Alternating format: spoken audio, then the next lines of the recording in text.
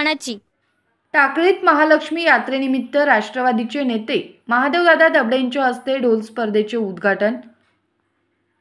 टाकळी तालुका मिरज येथे श्री महालक्ष्मी देवीच्या यात्रेनिमित्त विविध धार्मिक व सांस्कृतिक कार्यक्रमांचे आयोजन करण्यात आले आहे।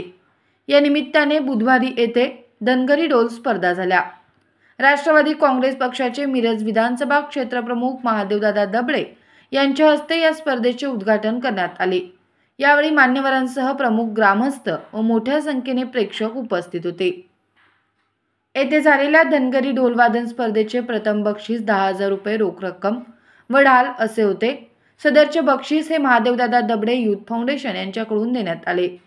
या बक्षिसाचे वितरण राष्ट्रवादीचे नेते महादेवदादा दबडे यांच्या हस्ते, सामाजिक कार्यकर्ते अविनाश भगत, पंचायत समितीचे माजी सदस्य किरण बंडगर, अरुण गडकरी, राजू अण्णा पाटील, सुनील पाटील, चंद्रकांत इटनार, राकेश लोडके, पोलीस पाटील संजय माने, राकेश लोणके, पप्पू गुरव यांच्यासह मान्यवरांच्या उपस्थितीत मोठ्या उत्साहात स्पर्धा संपन्न झाल्या। येथील श्री महालक्ष्मी देवीच्या यात्रेनिमित्त बुधवार ते शुक्रवार दिनांक 15 ऑगस्ट रोजीपर्यंत विविध कार्यक्रमांचे आयोजन करण्यात आले आहे। धनगरी ढोलवादन स्पर्धेवेळी टाकळी व पंचक्रोशीतून शेकडोंच्या संख्येने ग्रामस्थ उपस्थित होते।